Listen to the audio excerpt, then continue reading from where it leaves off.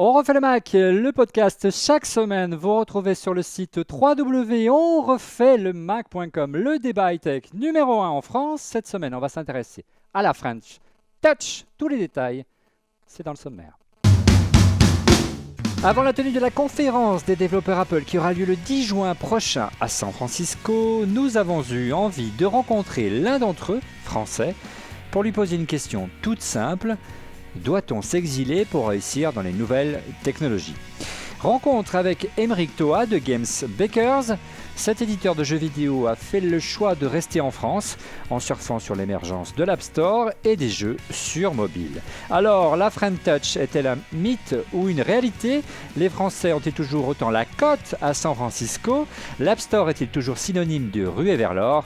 Débat, on refait le Mac, épisode 136, l'App Store à la française.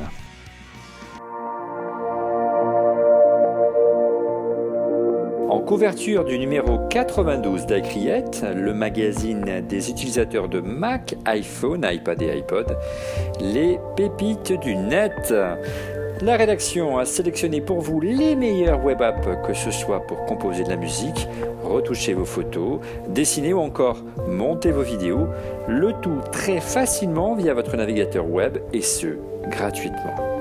iCreate 92, 6 € en kiosque. Et n'oubliez pas, iCreate c'est aussi un site internet pour nous suivre au quotidien, www.icreate.fr. Avec comme invité, comme chroniqueur cette semaine, autour de cette mosaïque numérique, Cédric Ingrand de la chaîne Info. Bonjour Cédric. Salut Olivier. Je pense qu'on prend des risques assez inconsidérés à se mettre à faire cette émission en direct toutes les semaines. D'abord parce qu'on est quand même assez chroniquement infoutu de commencer à l'heure. Et je dis ça, je dis rien. Mais aussi parce qu'il y a des gens, ils vont finir par garder la version live et pas attendre la version montée du podcast tout propre Qui est beaucoup mieux. qu'on leur propose le week-end. Surtout quand on fait ça le mardi soir, tu vois ce que je veux dire. Ouais, Donc voilà, soir, à nos risques et périls. Ouais, on enregistre en live pour ceux qui nous suivent en live pour nous permettre d'avoir une émission, une sauvegarde de l'émission en cas de problème lors de l'enregistrement et pouvoir vous proposer quand même une émission en fin de semaine s'il y a un problème lors de l'enregistrement. Ce qui n'arrive jamais. Surtout, ce qui n'arrive jamais. Jamais. Et surtout permettre aux gens qui nous suivent bien fidèlement en direct, vous êtes quelques-uns en tout cas en direct maintenant à nous regarder, à poser leurs questions sur Twitter et à réagir en direct aux commentaires et aux analyses de nos différents chroniqueurs. Autre chroniqueur que vous retrouvez chaque semaine dans Refait le Mac, c'est la touche charme de cette émission. Il s'agit bien sûr de Fanny Bouton du site fanny'sparty.com. Bonjour Fanny. Bonjour. Bon, je voudrais préciser qu'on était à peu près tous à l'heure. C'est juste le temps de régler des histoires de micro, des histoires Pour une fois, c'est pas trop ma faute. Voilà, presque.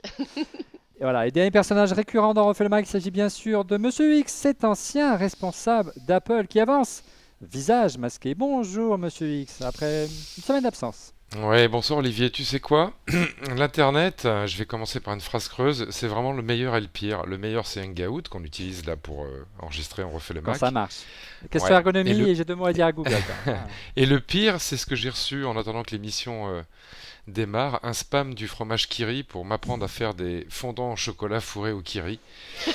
Et là, je me dis que l'Internet n'apporte pas que du progrès, hein, quand même. Bon, bah écoute, on n'arrête pas le progrès, tu l'as dit.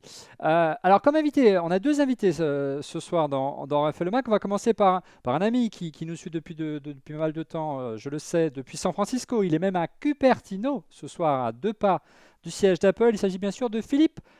Jeudi, bonjour Philippe. Quelle heure est-il à San Francisco, là, à Cupertino ? Bonjour, il est 1h30 et je vous demanderai d'abord de m'excuser pour tout le retard pris, c'est de ma faute. Et je vous demanderai aussi de m'appeler Monsieur J. Il n'y a pas de raison que ce soit le privilège d'une seule personne. Non, mais... Philippe, on a demandé à ce que tu sois là ce soir parce que c'est doublement intéressé de notre part, parce que d'abord tu es un observateur, une tête chercheuse des grandes tendances de la technologie dans la Silicon Valley. Tu m'arrêtes si je dis des bêtises, tu es un investisseur et que tu aimes bien montrer au reste de l'industrie high-tech un petit peu les pépites françaises en matière de high-tech. Cette semaine sur ton blog qu'on retrouve sur l'Express, qui s'appelle le journal de la Silicon Valley, on affichera là. Voilà, qu'on affichera l'adresse blog.l'express.fr/Silicon Valley, on affichera l'adresse à l'écran. Tu as mis à l'honneur un un éditeur français d'applications de jeux sur iPhone, notamment, qui s'appelle Game Bakers. Et on a trouvé intéressant de venir témoigner dans cette émission pour justement faire un point sur ces startups françaises qui essaient de grandir, qui essaient de se développer en France, notamment dans le domaine d'iOS, et voir comment un petit peu ils peuvent s'en sortir. Et comme invité donc ce soir avec nous, Game Bakers, l'un des fondateurs de ce studio français de jeux vidéo, Aymeric Thoa. Bonjour Aymeric, Bonsoir tout le monde. Bonsoir. ça va bien? Alors tu n'es pas à San Francisco, toi, tu es bien à Paris, sinon cette émission n'aurait pas lieu d'être. Et non, je suis à Montpellier, dans le sud de la France. Ah oui, mieux que ça, Montpellier. Oh, quelle chance, mes aïeux. Tu as un meilleur temps que nous, parce que là, c'est l'hiver à Paris, mais bon, c'est pas grave. Est-ce que tu peux un petit peu nous présenter Game Bakers, ce studio de jeux vidéo? Game Bakers, c'est un petit studio indie, comme on dit, donc des indépendants, dans le sens où on est fondé et publié sur fonds propres et vraiment en indépendant. On a créé donc le studio avec mon associé Audrey en 2010, fin 2010-2011. Et voilà, on est deux anciens d'Ubisoft. On a travaillé donc chez Ubisoft, qui est un des plus gros éditeurs de jeux vidéo au monde et qui est une société Et française. français. Voilà. Et donc on a eu la chance et le plaisir de travailler chez eux pendant, pour moi, 7 ans, pour Audrey, 9 ou 10 ans. Et puis voilà, il est venu un moment où on a eu envie de faire le saut et de monter notre entreprise, notamment quand on s'est aperçu qu'il y avait de nouveaux moyens de distribution et un boom du jeu sur mobile. Et voilà. Ça change tout hein, quand on n'a plus à distribuer des boîtes en magasin. Hein. Et exactement, depuis on a la possibilité de créer des jeux avec des plus petits budgets, plus petites équipes, et pour autant les distribuer internationalement, et ben, ça permet à des gens comme nous de se lancer en solo. Je me tourne vers Philippe. Jeudi, tu as l'occasion de rencontrer de plus en plus comme ça de ces startups françaises, ces investisseurs qui tentent cette aventure et pas forcément dans la Silicon Valley, qui essayent plutôt de grandir en France. J'imagine qu'ils ont quelques difficultés. Non, ils n'ont pas de difficulté en fait. C'est juste une question de lucidité par rapport à ce qu'ils sont capables de faire. Je connais effectivement beaucoup de jeunes qui se lancent dans des startups alors qu'ils sont encore d'étudier à Polytechnique, mais j'en connais d'autres aussi. J'en ai vu récemment à Paris et c'est là où j'ai rencontré Aymeric et Audrey. J'en connais d'autres, des anciens, par exemple, de chez Ilog qui ont été rachetés par IBM et puis qui aujourd'hui sont en train de travailler à 3 sur une belle techno. Donc il y a un petit peu de tout, mais je pense que ce qui est important, c'est d'avoir la bonne idée et on n'en manque pas en France. Il y a des talents, ça c'est sûr. Exactement. Et puis de savoir comment on va s'y prendre. Et des gens comme Aymeric, j'aime beaucoup l'histoire de Game Bakers parce que voilà, ils sont bien là où ils sont et on a les moyens de faire quelque chose en France. Il faut arrêter avec ce fantasme qui nous dit qu'on ne trouve pas d'argent. Bon, c'est sûr qu'il y a beaucoup d'énergie dépensée en France en ce moment, mais il y a la possibilité encore aujourd'hui de démarrer des choses, c'est évident. Avant de rentrer peut-être sur l'aspect un peu plus financier, il n'y a pas Rodrigo ce soir, mais pour trouver des investisseurs, Mais on a quand même le droit de parler d'argent. Oui, on en parlera. Mais brièvement, c'est vrai que pendant un temps, et tu l'as dit Aymeric, en ayant travaillé notamment chez Ubisoft, on parlait d'une French Touch. Qu'est-ce que c'est véritablement cette French Touch, cette spécificité franco-française en matière de jeux vidéo, Aymeric? Et puis, messieurs, dames, si vous voulez intervenir, c'est à vous. Je suis pas non plus un expert de la définition, mais dans mon interprétation de la French Touch jusqu'à présent, c'était plutôt une façon, un traitement artistique qui était assez unique dans les créations françaises. Il y avait, c'était une proposition qui n'était ni japonaise ni américaine et qui se détachait un petit peu de ce qui existait en Amérique et en Asie, et qui existe toujours un petit peu, qui a un petit peu disparu entre 2000 et 2010, mais qui est toujours présent dans certains studios comme Ubisoft Montpellier ou Quantic Dream à Paris ou d'autres qui continuent d'avoir un regard quand même assez unique par rapport à ce qui se fait à l'international. Et voilà, j'espère qu'on en fait aussi partie, mais c'est pas non plus un objectif pour nous que d'être tagué French Touch, si ce n'est pour le côté amour du travail bien fait et du souci du détail. Cédric, Fanny, cette notion de French Touch, vous l'interprétez comment? Est-ce que quelque part, c'est une valeur ajoutée aujourd'hui sur le marché pour un studio Ouais. de se déclarer, issu de France? C'est compliqué parce que la French Touch, c'est surtout au début. C'est-à-dire qu'on avait, je schématise avec des gros sabots, hein. D'un Ouais. côté des jeux blockbusters américains, et puis de l'autre côté, il y avait parfois des œuvres. Il y avait Des jeux intelligents, tu veux dire? enfin, on va dire des jeux avec une ambition différente. Ouais. Pas forcément en Culture. termes de chiffres, mais peut-être en termes de références culturelles, en termes Pas simplement une d'univers, licence etc. en clair, Oui, Cédric, c'est ça, c'est ça. c'était pas NHL 2012. Tu vois ce que je veux dire? Bon, et puis ça a changé quand même. C'est-à-dire que c'était à l'époque où il y avait des géants américains et des petits éditeurs français. Aujourd'hui, tu vois, l'ancien employeur de notre ami, on le sait bien, Ubisoft, c'est quasiment le plus gros éditeur mondial, derrière EA Activision peut-être, mais il n'y a plus besoin d'expliquer au monde que les Français savent faire du jeu vidéo. Bon, même quand ils vont le faire à Montréal, à Shanghai, ben bref. Mais tout ça, c'est du détail. Donc, je suis pas certain que ça ait encore que ça ait encore un pouvoir de marque, tu vois ce que je veux dire, de dire ah, ce sont des Français. En revanche, ce qu'on sait, c'est que chez les Français, il y a de très bons développeurs, il y a de très bons ingénieurs, etc., etc. Donc de toute façon, je sais pas si ça aide, hein, mais ça peut pas desservir. Moi, je pense que c'est quand même, ça reste, Fanny. parce que ça vient déjà du milieu culturel aussi, que ce soit musical et tout. On a toujours eu la French Touch. Je crois que c'est une histoire de culture et d'éducation. Les Français, mais comme d'autres pays, mais on a quand même une richesse culturelle qui est quand même bien là. Pour avoir voyagé et habité dans d'autres pays, il n'y a pas autant de richesse culturelle partout. Et c'est un vrai plus qu'on a. Et même sans le faire exprès, partout où on va, on apporte ce petit côté, que ce soit au niveau culinaire, que ce soit au niveau visuel, que ce soit au niveau musique, etc. On a vraiment des choses qui appartiennent à notre culture et qu'on remet même dans des jeux américains, même quand on passe dans des studios américains. Je pense qu'il y a toujours une petite idée, un petit truc qui fait que ça apporte une petite différence. Je rejoins complètement Fanny là-dessus, c'est-à-dire que dans ce que j'ai pu vivre dans une boîte comme Ubisoft par exemple, quand on travaille au Canada et où on va avoir des gens qui sont très créatifs, ils vont avoir une façon de travailler qui est plus nord-américaine. Et quand on travaille avec des Français en France, ils ont cette espèce de façon d'approcher la créativité qui est très artistique et très égoïste. Donc les mecs en fait font des jeux pour eux-mêmes et ne pensent pas du tout qu'il y a un client en bout de ligne. Et c'est ça qui donne peut-être des choses un petit peu moins blockbuster, marketing et plus personnel. Et ça se ressent beaucoup quand on travaille avec des Français et pas forcément que dans le jeu vidéo. C'est très intéressant. Philippe, la French Touch, tu as des investisseurs dans la Silicon Valley qui sont friands justement de savoir-faire français? C'est pas que des investisseurs, c'est toute la Silicon Valley qui est friand de la French Touch. Il faut clairement dire une chose aujourd'hui, il y a quelque chose qui a vraiment un accomplissement dans le domaine de la technologie qui est évident, c'est la capacité des ingénieurs français en particulier qui pullulent. Il y a 60 000 Français dans la baie de San Francisco et partout où vous allez taper au port des différentes startups, des grosses, des Facebook, des Google, des PayPal, partout où vous voulez, vous trouverez des Français qui sont recherchés en vertu de ce qu'on a évoqué là dans le domaine du jeu, mais qui est vrai aussi dans le domaine des technologies.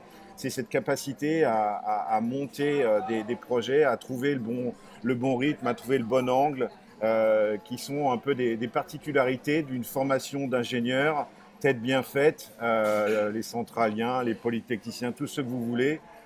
Qui est-ce qui a dit les énarques? Non, ça c'est autre chose. Ouais. Mais c'est une réalité aujourd'hui. C'est une réalité. La French Touch dans le domaine de la techno, ça crève les yeux quand on se promène dans la Silicon Valley.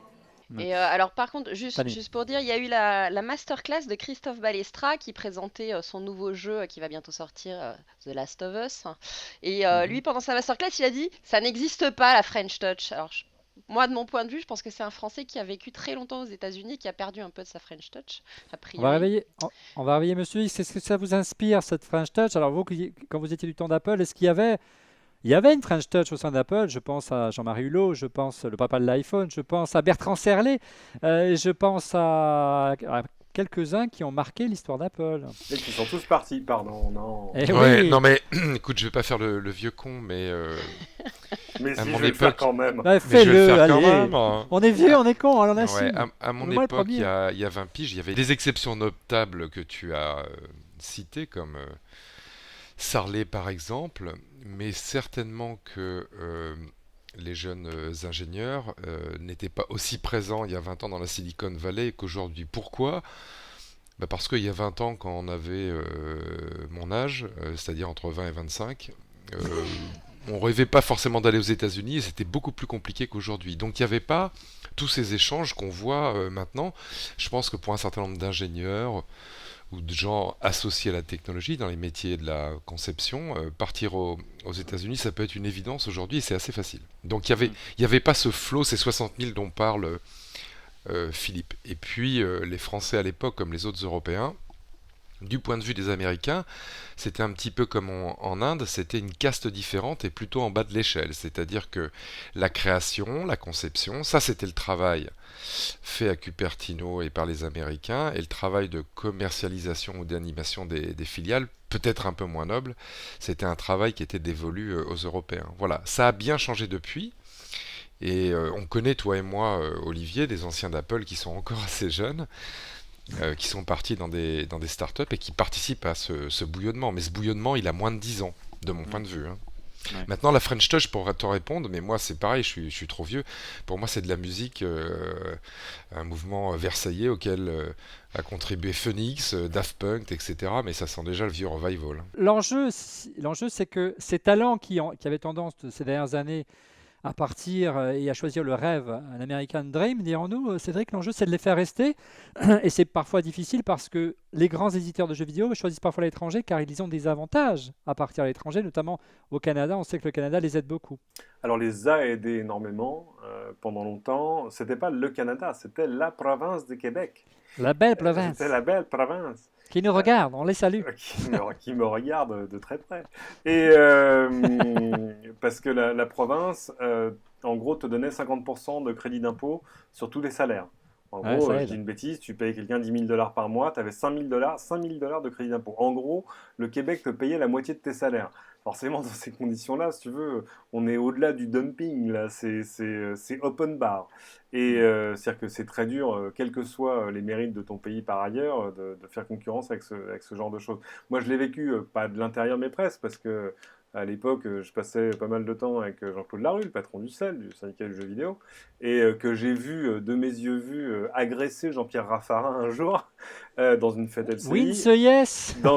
Exactement, dans une fête LCI, où, mais en direct à la télévision, alors qu'il était en train d'être interviewé, il s'est planté devant lui et il vous souvenez, je vous ai emmené visiter un studio de jeux vidéo, vous m'avez dit c'est génial, on va faire des choses pour vous. Vous n'avez rien fait, il ne s'est rien passé. Voilà. Et Raffarin, sachant qu'il est en direct, disait Win the ah, yes. mais ça y est, lui a dit ah non, mais attendez, mais bien sûr, mais attendez, on travaille sur le dossier. Attendez, mes conseillers vous rappellent dès demain, on va vous voir tout, on va vous Bah montrer tiens. tout le travail qu'on a abattu depuis. Enfin bref, donc voilà, ouais, il y a deux raisons quand on exporte ces studios, c'est soit ça, soit vraiment une attractivité. Et puis, si tu veux, si c'était à Lagos ou à Bobo Dioulasso au Burkina Faso, le crédit d'impôt aurait pas le même impact. Il se trouve que La même saveur. là aussi, tu vois, tu es à Montréal, tu as l'université McGill, tu as tout ça, enfin voilà, tu as quand même un terreau de créateurs et de techniciens et d'ingénieurs vachement bien. Quand tu vas chercher, quand tu vas ouvrir des studios, je dis une bêtise, mais même pas à Shanghai par exemple, là c'est pour aller aussi chercher du développeur, de l'ingénieur pur et dur. Donc, Ouais. mais c'est vrai qu'il y a eu toute une période où les studios, en tout cas en France, se cassaient la gueule les uns derrière les autres. Et bon, ça c'est pas. On va dire qu'il y a eu une grande consolidation de ce métier, en tout cas jusqu'à l'explosion, pardon, des applications mobiles. On va y Parce que là, venir. tout à coup, voilà, tu peux faire, j'ai envie de dire, ton petit studio dans ton coin à 3 personnes et développer une application. Alors, Ce qui était plus avec- possible sur du jeu AAA comme ce que fait D'accord. Ubisoft aujourd'hui. Ah, habile transition, Cédric, avant Je t'en justement prie.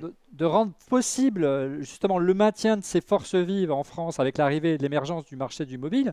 Une question à Aymeric. Tu as jamais été tenté justement l'aventure à l'étranger et concrètement, quelles sont les aides dont tu disposes aujourd'hui en travaillant à Montpellier et quel est le système que vous avez mis en œuvre pour être aussi compétitif que des entreprises qui ont des allègements fiscaux, des choses comme ça, même s'ils ne sont pas forcément en vigueur partout? Alors déjà, la première question, j'ai été tenté, j'ai travaillé à l'étranger, j'ai travaillé au Canada pendant 1 an, j'ai travaillé en Chine Ah ah, pendant 8 mois. Avec Ubisoft, j'ai énormément voyagé sur des périodes plus courtes, mais à travers presque une dizaine de studios sur une dizaine de pays différents. Donc je connais assez bien les expériences de travail à l'étranger et dans différentes cultures. Maintenant, après justement ces expériences en Asie, en Amérique et dans le reste de l'Europe, j'ai j'ai vraiment très envie de rester en France. tu en as marre quoi. Faut le Non, dire. j'adore ça, Tu veux rentrer? des expériences extrêmement enrichissantes que je regrette pas du tout. Mais Ouais. Bon, alors allez. déjà, coup de cœur à Montpellier. Là, on parlait de Montréal en disant que c'est un endroit où il y a des universités, des talents et en plus des crédits d'impôt. Il nous manque que le crédit d'impôt à Montpellier parce que on a les universités, que ce soit des écoles d'art ou des écoles d'ingé. On a Hmm. la plage et la montagne, le beau temps. On est à 3 heures de Paris en train et moins que ça encore en avion pour le reste de l'Europe. Donc c'est vraiment la petite Californie française. Il faut faire quelque chose ici. Donc nous, on a envie de se dire qu'on peut rester là. Et pour y arriver, premièrement, on n'est pas tous là. Donc effectivement, les nouvelles technologies et les nouvelles méthodes de distribution nous permettent d'avoir une partie de l'équipe ici, une partie de l'équipe ailleurs. Donc on est, on va dire, dans Game Bakers, 7 personnes à travailler à temps plein. Et selon les moments du projet, on va travailler avec d'autres intervenants, de l'animation, du son, de la musique, qui peuvent, Et ils sont pas tous à Montpellier, hein, on est bien qui sont d'accord. absolument pas tous à Montpellier, même les 6 autres. À Montpellier, on est 3. À Lyon, il y a Audrey. À Paris, on a quelqu'un d'autre. À Toulouse, on a quelqu'un d'autre. Donc on a plusieurs personnes en France. On a aussi quelqu'un qui est à Montréal. On va travailler Ah avec ah. un modeler qui est au Japon. On va travailler avec un écrivain qui est en Thaïlande. Donc mais ce sont plus des interventions ponctuelles. Hmm. Et par exemple, une des choses qui nous permet de travailler comme ça, c'est les statuts de freelance ou d'auto-entrepreneur qui facilitent le paiement de factures ponctuelles avec des Hmm. collaborateurs comme ça. Sinon, on a aussi eu des aides, donc on peut pas non plus dire que rien n'est fait en France pour soutenir le jeu vidéo. Il y a le CNC CNC. qui fait une subvention qui nous a été accordée et qui nous a beaucoup aidé. Fallait dire des podcasts aussi. Ce Oh, serait pas mal. ben voyons. Bah ça, Bah oui, c'est pendant qu'on y est. Intérêt catégoriel. Ah, mais attends, c'est une œuvre audiovisuelle que je sache, on refait le Mac. Non, je Non, non, plaisante. Moi, non, je te promets, t'as pas envie que ce soit une œuvre audiovisuelle. Moi, en parlant d'aide, Emmerich, j'ai une toute petite question Ouais. technique. Est-ce que le travail que fait The Game Bakers en termes de création est éligible au crédit impôt recherche? Est-ce que c'est considéré, entre guillemets, comme de l'innovation et ça vous permet de toucher ce type d'aide, ou alors c'est de la création artistique et ça rentre pas dans le CIR? Je sais que ça a été un débat encore récemment. Ouais, alors ça c'est probablement pas enfin, pour répondre concrètement à la question, le CNC et l'aide dont je parle, le FHJV, est une subvention qui est accordée avec des projets de contenu. Donc finalement, n'importe quel jeu, n'importe quel produit qui est validé par le jury va être éligible. Le crédit impôt recherche va demander de la R&D. Or, premièrement, il va demander de la R&D et je crois, alors je suis pas un expert, mais je crois qu'il faut un projet avec un budget minimum de 150 000 euros et quelque chose comme ça. Ah, il y a des contraintes Donc assez, il y assez a des lourdes quand même. contraintes. Hmm. Bon, les 150 000 euros, je pense que quand on est sérieux aujourd'hui et qu'on fait même un jeu iPhone, on les atteint. Quant à faire de la R&D, c'est pas qu'on n'en fait pas, mais il faut quand même broder pas mal pour chercher de la R&D sur La notion certains est jeux. floue, c'est ça que tu veux dire, hein? C'est ça en fait. Pardon? D'accord, donc la partie vraiment création en tant que telle n'est pas éligible encore aujourd'hui Ben, au crédit impôt recherche. Je croyais que Fleur Pellerin, notre ministre, en avait parlé, il l'avait évoqué pour rentrer le design en termes de conception dans ce qui était éligible au CIR et favoriser encore plus les studios indépendants comme les c'est vôtres. exactement le point qui est intéressant, c'est que si on reparle de la French Touch, je pense que la French Touch, même si on a des ingénieurs brillants et des équipes de recherche brillantes, et que je néglige pas du tout ça, elle se situe au moins autant du côté purement créatif, les artistes, les designers, et c'est pour ça que ce serait intéressant qu'il y ait autant de subventions pour la R&D que pour la création de contenu. Et dans notre cas, nous, Game Bakers, on est avant tout quand même des créateurs de contenu, mais je sais qu'on n'est pas les seuls, et d'un point de vue plus général, c'est vrai que ça serait sympa de voir des subventions qui viennent soutenir le contenu. Mes amis, mon petit doigt me dit que je vais l'avoir bientôt, donc si vous avez un petit dossier à me faire transmettre, je parle de Fleur Pellerin.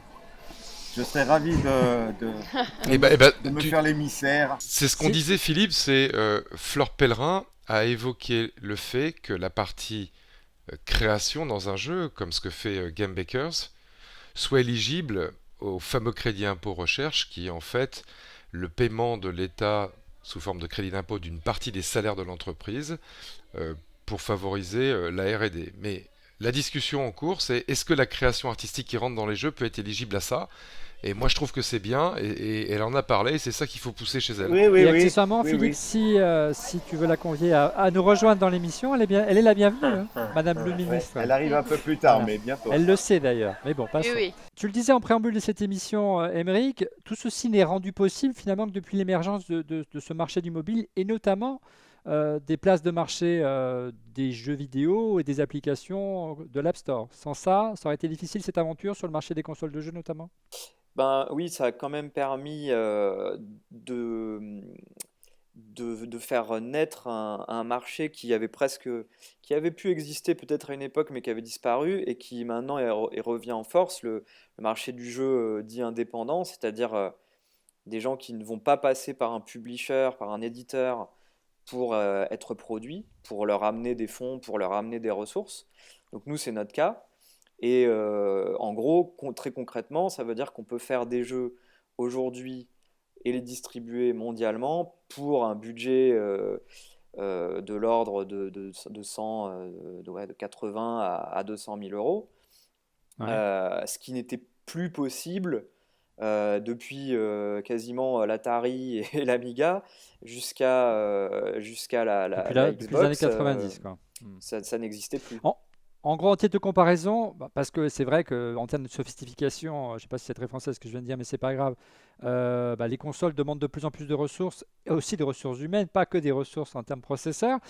Les différences sont importantes entre un développement d'un jeu lambda sur iOS et un jeu lambda sur console. Bah, pour donner des chiffres, nous par exemple chez Ubisoft, on travaillait avec des équipes de plus de 200 personnes pendant 2 à 4 ans. Des budgets en général supérieurs à 20 millions. Donc voilà, c'est pas quelque chose que je pouvais faire de moi-même, sûr. ça c'est sûr. Mm. Sur mobile, les échelles, c'est plutôt 2 à 6 personnes, des durées de production de 6 à 1 an, de 6 mois à 1 an, et des budgets voilà, entre 100 et 200. Et puis il y a eu une énorme excitation, c'est vrai, si je peux me permettre, un énorme engouement après l'explosion de l'App Store et l'arrivée des premiers gros hits sur l'App Store. Notamment, il y a la merveilleuse aventure des éditeurs d'Angry Birds qui a fait qu'on a considéré l'App Store comme une véritable ruée vers l'or parce qu'ils sont partis quasiment de rien. Et aujourd'hui, c'est devenu quelque chose d'énorme. Est-ce qu'aujourd'hui, messieurs, dames, vous intervenez chacun comme vous voulez, peut-être Philippe, il y a encore la place sur l'App Store et il y a encore la possibilité de créer des hits comme ça monstrueux, mondiaux à partir d'un petit studio et de faire le tour du monde et de devenir un acteur majeur. C'est un peu un leurre en fait. Il y a Angry Birds, ils ont essayé, je crois que c'est 50, ils ont essayé 55 jeux avant de réussir et depuis ils n'ont rien fait d'autre.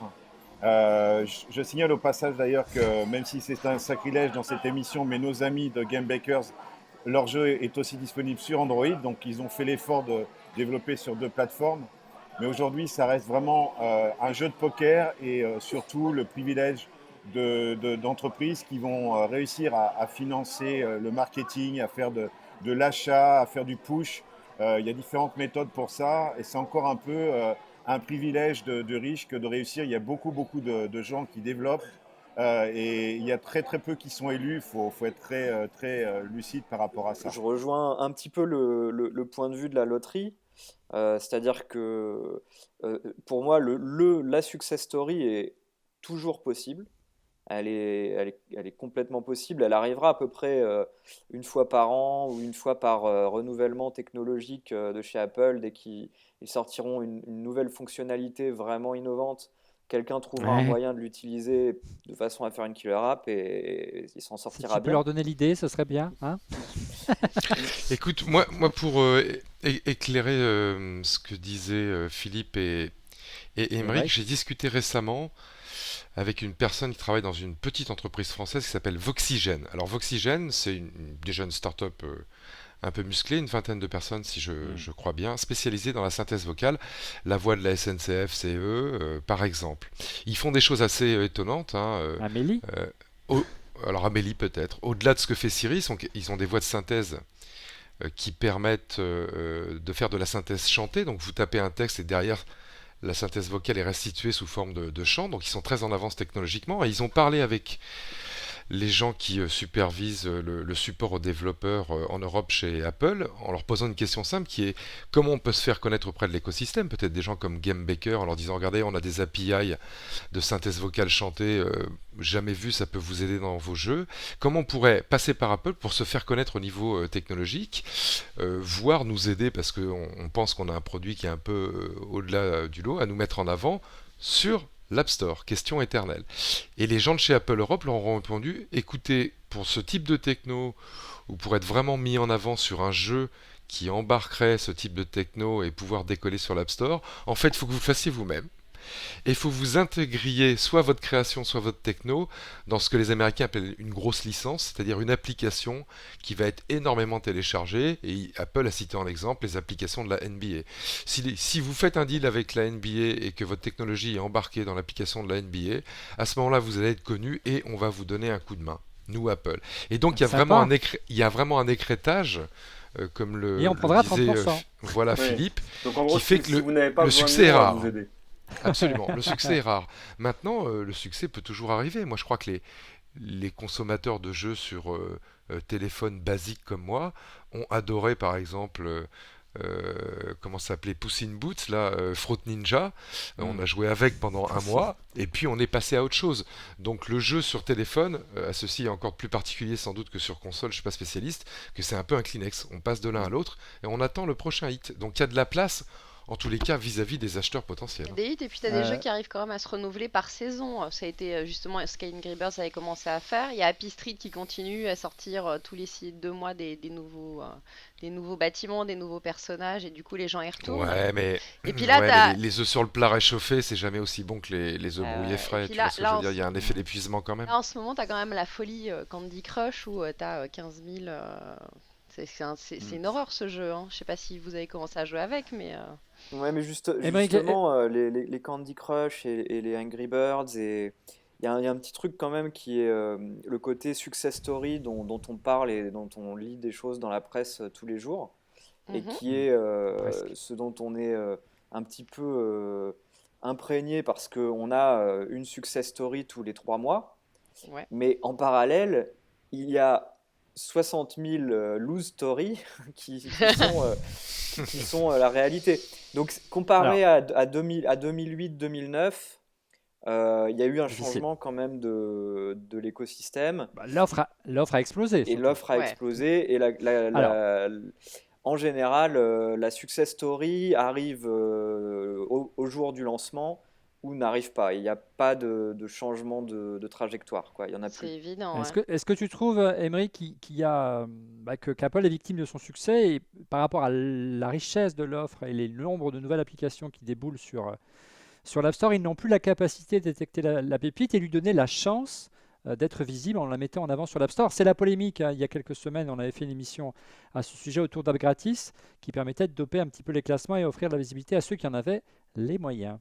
Bah, je pense pas qu'Apple soit victime de son succès. Je pense que c'est les pépites qui sont victimes de ce succès-là parce que Apple, ils ont largement, ils sont organisés et ils ont quand même les moyens de mettre en avant les titres de qualité. S'ils passent à côté d'une pépite, ça les heurte pas du tout et ils sont pas impactés par ça. Par contre, c'est vrai que moi, le premier, j'aimerais avoir, en tant qu'utilisateur et en tant que créateur et développeur, euh, un, un accès au contenu mieux trié, plus classé, Il y a du plus travail. sélectif. Ouais. Je ne fais pas d'inquiétude pour Apple. Je pense qu'ils sont extrêmement Ouais. bien organisés pour faire un petit peu joujou comme ils veulent.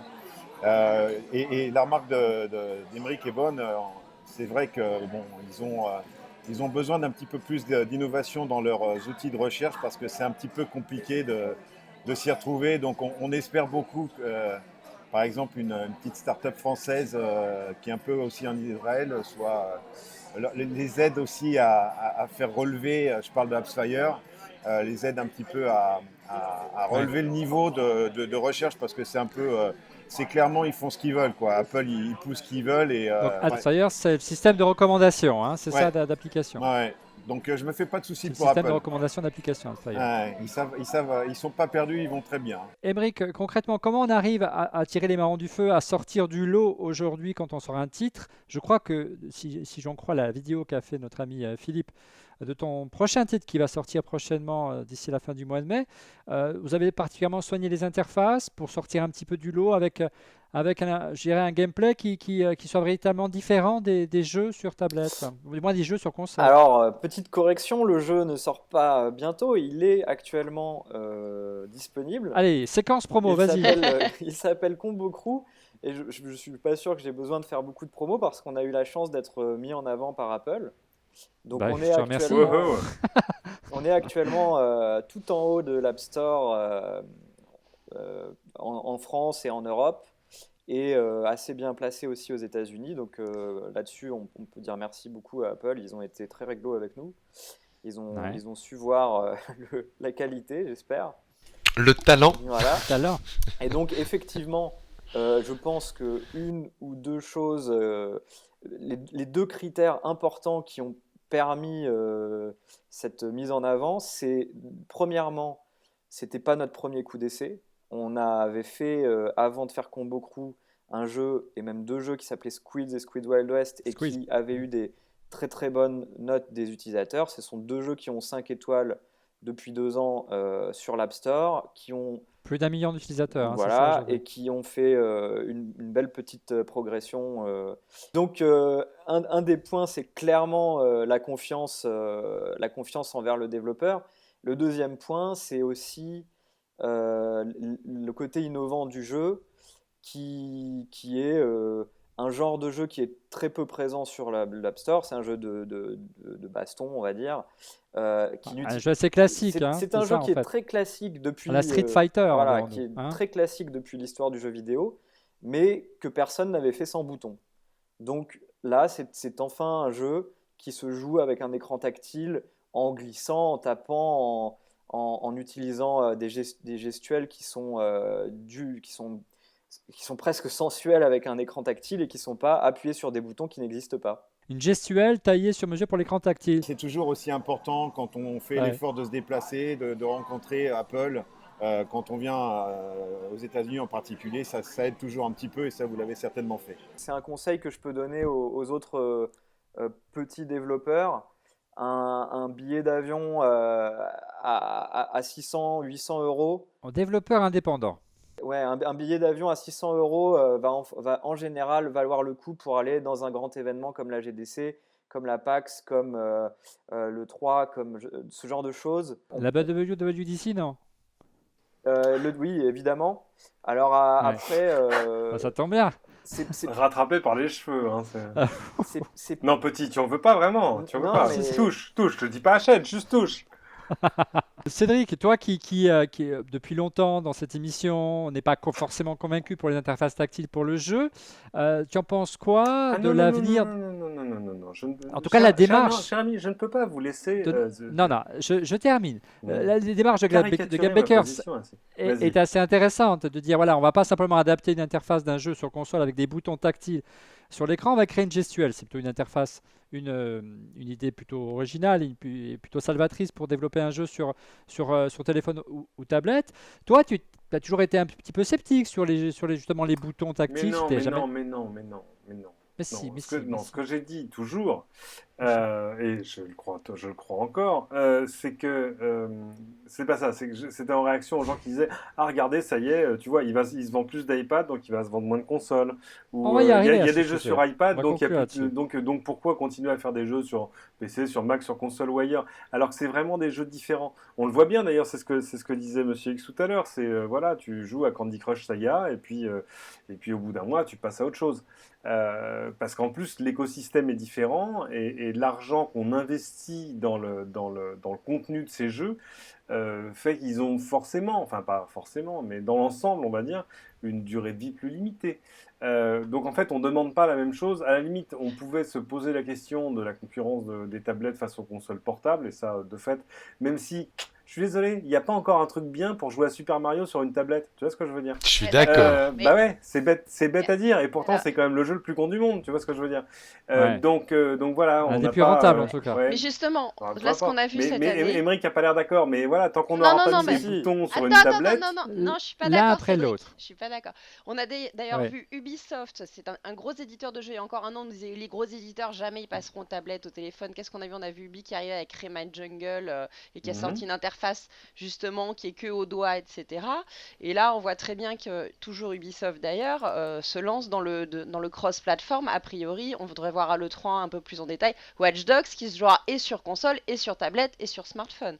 Donc on est en train de voir quand même des évolutions là-dedans. Oui, Ouais. oui, bien sûr. Je disais juste que le tactile pouvait pas reproduire les expériences de jeu que tu avais ailleurs. Ah bah, Ah, on va oui. demander aux spécialistes. Non, moi j'étais sur la négative. Allez, défends-toi. Battez-vous, du sang. J'étais juste pas d'accord sur Mario, le jeu le plus con du monde, hein, mais Ah non, non, non. Non, pardon, À- c'était un raccourci, à bien part évidemment. ça, Parce que je veux dire, je dis pas que c'est tu un parles jeu 3 simple. bientôt. C'est pas un jeu dont l'interface est extrêmement compliquée. On y joue avec 2 boutons, quoi. c'est ça, mais c'est ça qui en fait Voilà, oui, oui. un petit chef-d'œuvre. Mais par Ah, mais contre, bien sûr, c'est extraordinaire, Mario, je c'est suis, immortel. je suis assez d'accord sur le fait que les Pardon. C'est bon ça. Petite jingle.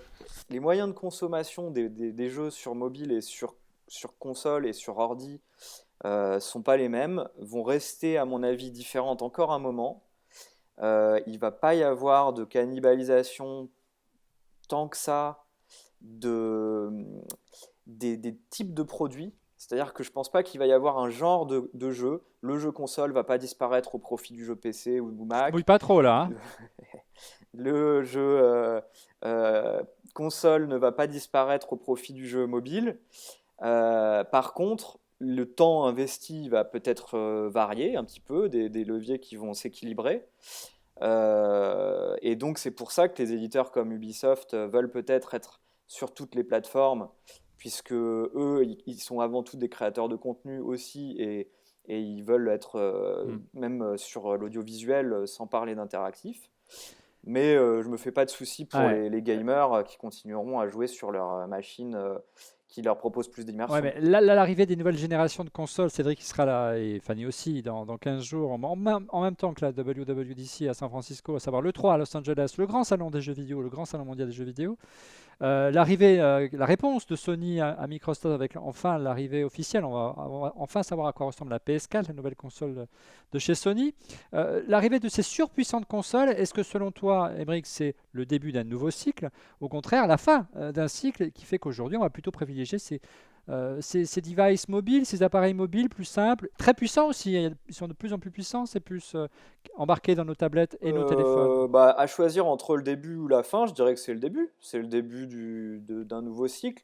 Maintenant, le truc qui va être le plus impactant en termes de marché pour eux, pour les Sony et Microsoft et Nintendo, c'est que assez vite, ils seront plus des constructeurs. C'est peut-être la fin, pas d'un cycle vis-à-vis des mobiles, mais vis-à-vis des constructeurs. À échelle pas très proche, mais je pense qu'entre 5 et 10 ans, on aura juste du streaming ou ce genre de choses. Donc, la plateforme, ce sera quel type d'écran et quel type de modem on a. Est-ce qu'on a un grand truc dans le salon ou un petit truc dans la poche? Ouais. Mais la notion de console, une fois que Google, une fois que Steam et Valve seront dans la bataille, une fois que je sais pas quoi, Ouya ou autres seront là, il y aura de plus en plus de canaux, il y aura sûrement pas de convergence et il y aura de plus en plus de gens qui feront du contenu sur les chaînes qu'ils veulent. Ouais.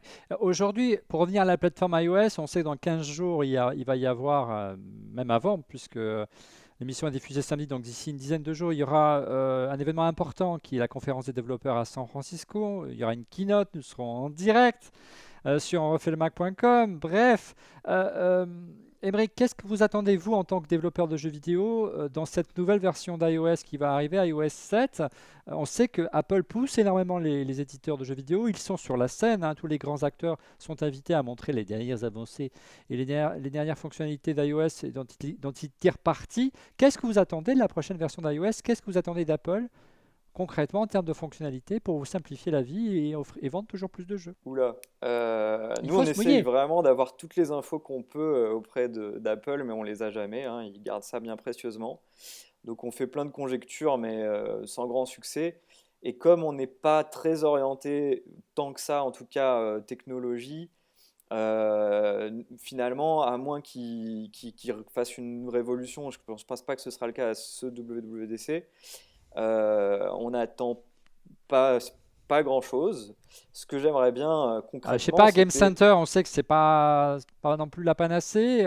Beaucoup d'ambitions d'Apple. Pas non plus Ben, que ça. à choisir, je préférerais mon souhait à moi, et je ne sais pas s'il sera entendu, c'est une meilleure visibilité pour les titres plus ambitieux sur l'App Store. Il y a deux types de jeux. Il y a vraiment les passe-temps, Ouais. qui sont des petits jeux très simples, très bien, que j'adore. Mais si on pouvait, et si Apple voulait se lancer dans une vraie concurrence avec Nintendo, par exemple, qui permettent à des développeurs de faire des jeux avec du contenu plus profond, d'être plus visibles et d'être surtout achetés plus cher. Je sais pas moi, une catégorie jeux à 10 dollars qui serait C'est vrai que les prix sont que imposés par Apple aujourd'hui, hein. ben, les prix sont dans une grille, mais le développeur les choisit. Ouais. Et La donc il y a une grille est espèce imposée par de... Apple, c'est ça que je voulais dire. Si vous voulez vendre à C'est un quoi le prix. plus cher?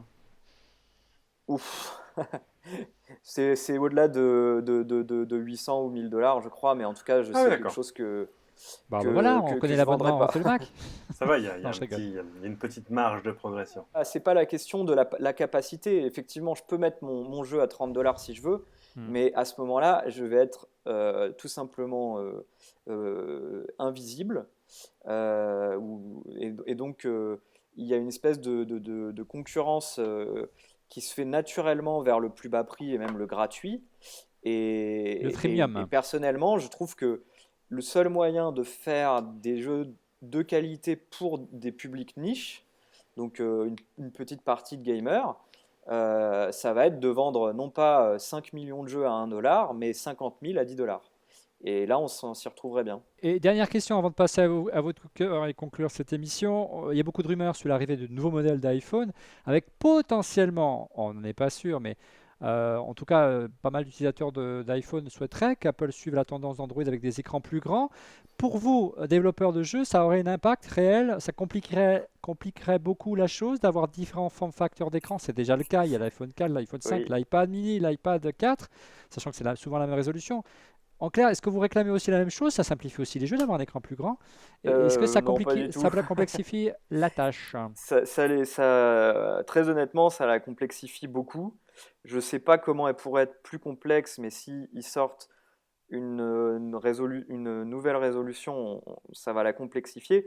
Très concrètement, par exemple, deux exemples de problèmes de résolution. l'année dernière, on sort notre nouveau jeu. En même temps, sort l'iPhone 5. Évidemment, on ne savait pas qu'il y avait 78 pixels de plus. Et vous Donc, on est regardez pas On obligé. refait le Mac, Émeric? Mais en tout cas, avec les délais de soumission, Ouais, j'imagine. on a dû refaire très très rapidement toutes les interfaces, les décors en arrière-plan qui sont taillés pour du 960, on doit les refaire pour du 1136, etc. Donc ça veut dire recréer des assets, faire du code spécifique pour s'adapter aux différentes résolutions.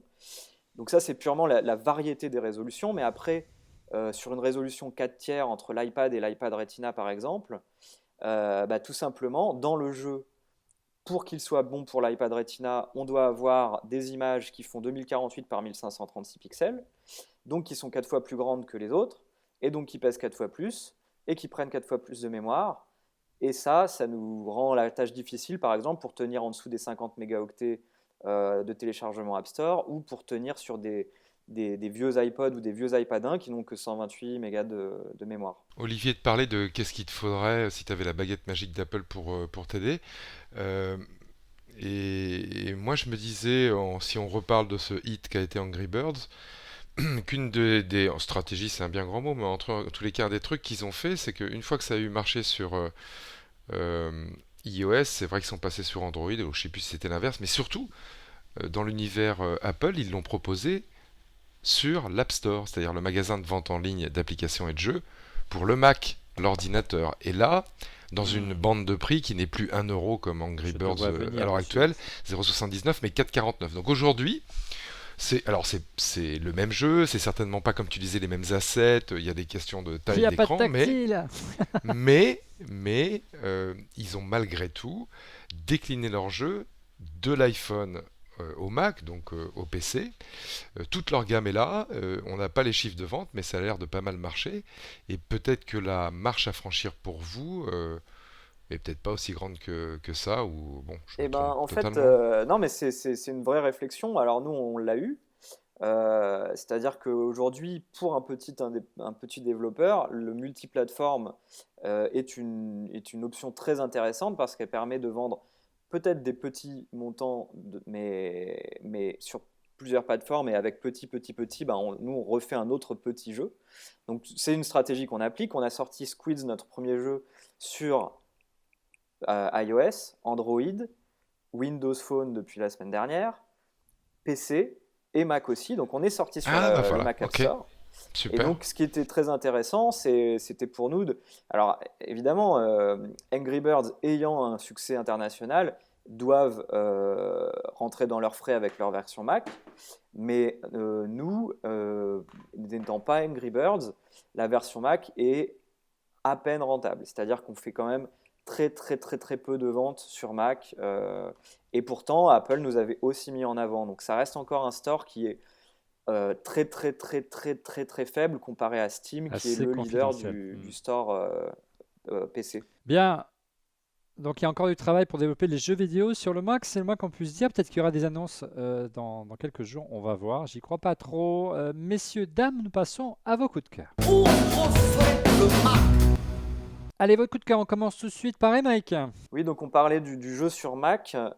Eh bien, il y a en ce moment un Humble Bundle. C'est une opération qui se fait régulièrement et qui s'appelle le Indie Humble Bundle et qui permet d'acheter des jeux pour très peu cher, pour un prix que l'on fixe et qui sera distribué entre les développeurs, le Humble Bundle et une œuvre de charité, et qui permet d'acheter donc des jeux indépendants disponibles sur PC, Linux et Mac. Donc si vous voulez jouer à des jeux indépendants sur Mac, vous pouvez aller voir le Humble Bundle. Merci Émeric. Fanny, quel est ton coup de cœur ce soir? Alors moi Donc, je te j'en tiens. ai deux mais je le fais vite. J'ai Grid 2 qui sort là la semaine prochaine, Il y a un super jeu Mhm. sur les voitures et tout. Et il y a entre autres une super touche avec le Y, ça fait le flashback. Donc, quand tu crashes une voiture, tu peux revenir en arrière et reprendre la course avant de te crasher. Ça marche pour les podcasts aussi? Non, Non, ça serait bien. ce serait Ah, pas mal, ça, mais voilà, ce tu peux serait faire pas un mal. retour vers le passé, comme diraient mes fils. Et le Ouais, deuxième truc, c'est, alors, on a un attaché de presse qui s'est amusé à se le ventouser sur le front, à pas faire. Maintenant, il a un énorme suçon sur la tête. Mais d'accord. c'est une petite enceinte, alors c'est de Kudos, c'est pas l'ancêtre du MS-DOS qui voulait dire Quick and Dirty, c'est une marque. Et ça, c'est la Q-Bobs, donc ça se ventouse n'importe où, c'est Bluetooth. Et ça permet d'écouter la musique sous la douche, dans la cuisine. Ah, c'est waterproof. Non, c'est pas waterproof, mais tu le mets en hauteur, accroché au carrelage, ça tient super bien. Et pendant ce temps-là, tu as un meilleur son et tu rentres pas le téléphone dans la douche, ça évite les accidents. Merci Fanny. Mais est-ce que Cédric est prêt pour son coup de cœur? Mon coup de cœur de la semaine, c'est donc un smartphone que vous pouvez déjà commander, mais que vous ne recevrez qu'à l'automne, s'appelle le Fairphone. C'est une équipe de joaillerie néerlandais qui se sont mis en tête de créer le premier téléphone, on va dire, commerce équitable, mais en tout point. C'est-à-dire, ils ont sourcé leurs composants en s'assurant que les métaux rares viennent pas de zones de conflit. Ils ont, voilà, Ah ouais. évidemment, sélectionné les usines, machin. C'est évidemment un smartphone sous Android. Mais pourquoi évidemment? Non, ça peut être sur Ils allaient Ubuntu pas aussi. refaire un OS. Ouais, ils auraient pu faire un Linux Phone, ouais, hein, un peu compliqué. Mais il est Ouais. beau, il a l'air vachement réussi. Il a des chouettes specs, il est dual SIM, ce qui évite d'avoir deux téléphones. Ah, pas con. Pour deux lignes, Euh, dual SIM. et il coûte 325 euros. Oh, On aurait tort de même se le prix. priver. Comment tu Regardez, dis, Cédric? Comment pardon? tu dis? C'est quoi ta réponse? Le Fairphone, c'est marqué sur la Non, non, vidéo. même le prix vous fera rire, Ah, c'est ça? même le prix vous fera rire, bien Voilà. évidemment. En gros, c'est le prix d'un Nexus 4 et c'est des specs à peu près comparables. Ouais, Bon, évidemment, dépêchez-vous hein, pour le Nexus 4, qu'il n'y aura pas de Nexus 5 apparemment. Hein. Bah C'est pourquoi? pas Qu'est-ce qui possible. te fait dire ça? Bah, avec LG, apparemment avec LG. Bah, Oh! Ah bah non, il y aura un autre Nexus, mais il sera pas... Oui, ils font tourner la parole hein, chez Google. ouais, Le ouais, prochain, pareil. il sera peut-être Motorola, on sait jamais. Ce sera assez Donc logique. voilà, Fairphone, je trouve que c'est une idée. Mais ce qui est vachement intéressant, allez voir le site, allez voir les vidéos. Ce qui est vachement intéressant, c'est de les voir qui vous expliquent ce qu'ils ont réussi à faire, ce sur quoi ils se sont concentrés, et les trucs qu'ils n'ont pas réussi à faire. À la base, apparemment, ils auraient bien voulu sortir la production du téléphone de Chine. Eh ben, c'est pas possible. Ah. Vous allez me dire, mais pourquoi c'est pas possible? On sait pas Et en faire chez nous? Finlande, non, il y a plus d'usine de Nokia, des choses comme ça, c'est fini. Bah non, on sait pas faire chez nous. C'est Ouais. fini. C'est-à-dire que ce savoir-faire-là, c'est plus une question de prix de la main-d'œuvre, parce que le prix de la main-d'œuvre, finalement, dans l'assemblage, il est assez mineur. Mais c'est aussi une question de compétence, et puis Et aussi d'usine, une question de proximité avec de production. les fabricants de composants. Je vous en parlerai plus avant la semaine prochaine, dans On refait le Mac, je serai à Taïwan. Ah oui, faut que ça T'as de la chance. Oh là là, Tu vas au, Avec- live. tu vas au Computex? Je vais à Computex pour la première fois de ma vie, tu vois. Ah, chaque j'ai jour, dit- Computex ce qui est- J'ai s'appelle. dit non au voyage, Qui est- je suis dégoûtée, mais bon, on peut pas tout faire. Mazel tov. Computex, c'est pour ceux qui suivent, qui ne connaîtraient pas, c'est le salon des plus grands, de tous les accessoiristes de la région, en gros, c'est ça. Ah, c'est le grand salon des Taïwanais, tu vois, les Asus, Acer, HTC, c'est taïwanais, oui, je crois Ouais, bien. ouais, C'est- tout à fait. et tous les autres, et puis tous les trucs que vous allez quand vous dans les magasins de la rue Montgalet à Paris et ailleurs. Pas ça. cher, ou des fois des grandes marques avec juste, ils ont mis leur sticker dessus, mais ça Ah oui, marche aussi. bien sûr, évidemment. Non, mais ça va être intéressant. Accessoirement, on va aller voir les studios de design d'Asus et tout ça, qui est l'une des rares marques de PC qui essaie d'inventer des trucs, ce qui n'est pas évident. Monsieur X, quel est donc votre coup de cœur ce soir? Merci Cédric, au fait, je t'ai pas remercié. Bon, moi je prends un pari, hein, je vais peut-être me faire moquer par Emeric Vilipendé. et Philippe qui vont nous dire non, c'est pas du tout créatif et puis c'est vachement déjà connu aux US, mais tant pis, allons-y. Donc c'est un jeu pour iPad et pour iPhone qui m'a été, je le tiens à le souligner, soufflé par Édouard Vautier, un de mes anciens collègues qui est un vrai créatif et qui s'appelle Dronimal en anglais dans le texte, donc DRAWNIMAL. C'est tout bête, c'est pour jouer avec ses enfants parce que jouer c'est aussi à plusieurs. Qu'est-ce que ça fait? Sur l'écran de votre iPhone ou de votre iPad, ça dessine le bout d'un animal, une partie d'un animal. Vous posez votre iPhone ou votre iPad sur une feuille et c'est à vous, à partir de ce morceau d'animal qu'il y a sur l'écran, d'imaginer et de dessiner le reste. Donc c'est en même temps éducatif, ça ressemble un peu à du Pictionary. On peut jouer à plusieurs et d'un point de vue graphisme, moi c'est tout ce que j'aime.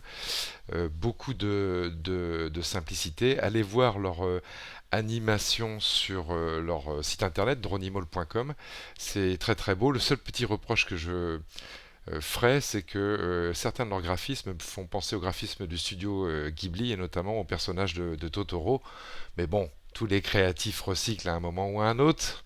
C'est pas Emmerich qui me contredira, je pense là-dessus. Donc Dronimall, 1,79€, beaucoup de bonheur pour les petits et les grands. Merci Monsieur X. De ton côté, Philippe, quel est donc ton coup de cœur D'abord, j'ai un message. depuis Cupertino? J'ai un message personnel. Je suis assailli, comme quoi le succès d'On refait le Mac est.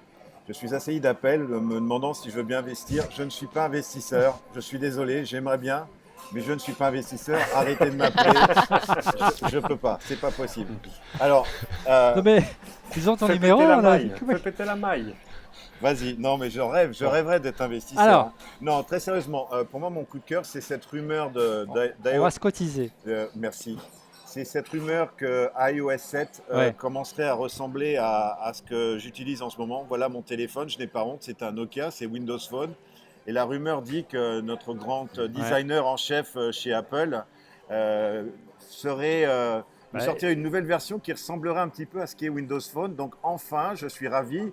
Peut-être que je considérerai revenir enfin chez Apple parce que malheureusement, j'ai été obligé de me servir de mes lunettes pour voir de près pour pouvoir utiliser l'iPhone, ce qui n'est plus possible à mon grand âge. Donc voilà, mon coup de cœur, c'est D'où la nécessité d'un écran plus grand. c'est la nouvelle version d'iOS 7 qui, je C'est l'espère, ça? sera un peu plus sympathique et plus fluide et plus user experienced. Oui. Bah, Philippe, c'est facile. Tu traverses la rue et puis tu vas taper à l'Apple Design Group, hein, le département. Tu leur de demandes une Jonathan Ive, version hein. bêta. Oui, c'est au numéro 2 ou au numéro 3 hein, sur Infinite Loop. Et puis tu lui demandes alors, montre-moi iOS 7. Et puis tu Je vais aller envoies les choper, images. je vais aller c'est pas très choper, compliqué. t'inquiète. Tu vas voir, tu vas être bien accueilli, Ouais, ouais. surtout si tu viens de notre part. Bien, merci Philippe. Et de mon côté, donc les coups de cœur. D'abord, un coup de chapeau à notre ami Steph, non pas Steph Cartoon, pas du tout, Steph MC, qui est l'un des fondateurs de Pomcast, qui est aussi un développeur qui anime chaque année une conférence un petit peu dans la lignée de la WWDC qui se destine donc aux développeurs. Elle s'appelle Objectif Cologne. Elle aura lieu les 17 et 18 septembre prochains à Cologne. Donc c'est une conférence pour développeurs Mac et iOS, donc au plein cœur de l'Europe, à 3 heures en train, à 1 heure d'avion de Paris. Bref, en Allemagne, c'est pour 2 jours le billet d'entrée. Si vous connectez via l'adresse qui va s'afficher au bas de l'écran, vous avez une réduction réservée aux gens qui regardent On refait le Mac. Donc profitez-en. Et puis vous allez apprendre plein de choses si vous êtes développeur. Il ne faut pas rater cet événement. Donc le 17 et le 18 septembre prochain 2013 à Cologne, la conférence Objective Cologne. Et un autre coup de cœur, je l'ai utilisé ce soir parce que avant de commencer l'émission, je n'avais plus de batterie. Donc sur mon iPhone 5, c'est presque... Oh là là, la belle transition, Olivier. Ouais. Bah ouais. Ouais. Alors regardez, regardez comme c'est joli. Alors c'est tout en aluminium. On dirait un produit designé par Jonathan Ive. Alors quelle est la spécificité de cette batterie en dehors d'un design plutôt léché et d'une bonne capacité parce qu'elle fait 3500 mAh, soit l'équivalent de 2 recharges de l'iPhone. Eh bien, il n'y a pas de voyant s'il y en a un petit, mais pour savoir l'état de la recharge, elle vibre. 4 recharges, elle est pleine, 4 vibrations, elle est pleine, 3 vibrations, il reste les 3 quarts et ainsi de suite. C'est assez original. Ça s'appelle l'Ultrago Mini de Caliber. C'est assez nouveau, ça devrait envahir le marché dans pas très longtemps. Voilà, merci mesdames et messieurs d'avoir participé à ce 136e épisode d'On refait le Mac. Vous retrouvez samedi Cédric dès samedi dans plein écran. C'est dimanche, donc. Dimanche, j'arriverai pas. Dimanche, 13h10, c'est pas grave. Voilà. 13h10 en plein écran. Qu'est-ce que tu nous réserves, Cédric, sur LCI dimanche? Eh ben, c'est quelque chose que j'ai tourné juste à côté de Phil Jeudi la semaine, enfin il y a 10 jours, sur le Big Data où on était au cœur des plus gros centres serveurs de la Silicon Valley. On allait voir des Français. Je t'en ai déjà parlé parce que la semaine dernière, je ne savais pas si je faisais ça ou la Xbox et finalement on a fait la Xbox. Donc voilà, cette semaine, c'est pour de vrai le Big Data dans plein écran. Bien, merci Cédric. Donc dimanche sur plein écran. Vous retrouvez Fanny chaque semaine dans On refait le Mac et prochainement dans une Fanny Party. C'est juste avant la conférence des développeurs, c'est ça, Fanny? C'est le 4 juin, mardi prochain en fait, là, au Hard Rock Voilà. Café. On a plein de belles marques. On a HTC, on a BlackBerry, on a Intel qui viendra montrer son nouveau processeur, le Haswell, et ses capacités. Qui sera peut-être les prochains Mac, on espère. Ouais, Et on va voir. voilà. Et puis, vous pouvez me retrouver dans WOF, ma nouvelle émission sur melty.fr, dans la Gaming Zone. Waf, waf. Voilà. Merci Fanny, et puis sur Twitter bien sûr. Quant à Monsieur X, fidèle aux poches chaque semaine dans Refait le Mac et bien sûr sur Twitter @TrueMrX. Il n'arrête pas de se moquer de mon pays natal. Non, il a en fait. Non, je t'ai dit, rectifie s'il te plaît tout de suite. J'ai dit que j'ai regardé une émission hier soir où on voyait les images de la Corse pendant 1h30. Et comme à chaque fois, je me dis, il y a la Corse et le reste du monde et c'est vraiment un petit paradis sur Terre. Voilà. Bien. Bon, c'est il y a des Corses un peu obtus en Corse, mais c'est un tout petit détail. Non, il suffit d'y aller avec un camarade corse. Voilà. Non, ne parle pas comme ça de ma mère, ça me gêne. Quant à Emeric, merci d'avoir participé. Ce fut une première à cet épisode de Refait le Mac. Emeric Toa de Games Bakers, tu reviens quand tu veux. Hein, et puis si tu as d'autres nouveautés. Et puis tu entends des petits bruits autour d'iOS 7, n'hésite pas, hein, le micro il s'ouvre tout de suite. Voilà, on a perdu Philippe entre temps, Philippe Jeudi de Cupertino. Sans doute qu'on a commencé à parler de Jonathan Ive. Ils ont coupé le Wi-Fi, non je plaisante. Vous le retrouvez régulièrement sur son blog sur l'Express. Il faut quand même lui expliquer à Philippe comment finir l'enregistrement pour récupérer la bande. Ouais, on va attendre qu'il revienne, je suis très inquiet. Donc voilà, il essaie de me joindre en même temps. Vous gérez parce que je ne peux pas faire les deux choses en même temps. Vous retrouvez donc Philippe chaque semaine dans l'express.fr ou tous les jours, c'est son blog et ça s'appelle voilà, Philippe. Le blog de la Silicon Valley. Voilà, il revient. Philippe, voilà, tu es de retour. Donc je te disais merci d'avoir participé à ce 136e épisode de Refait le Mac.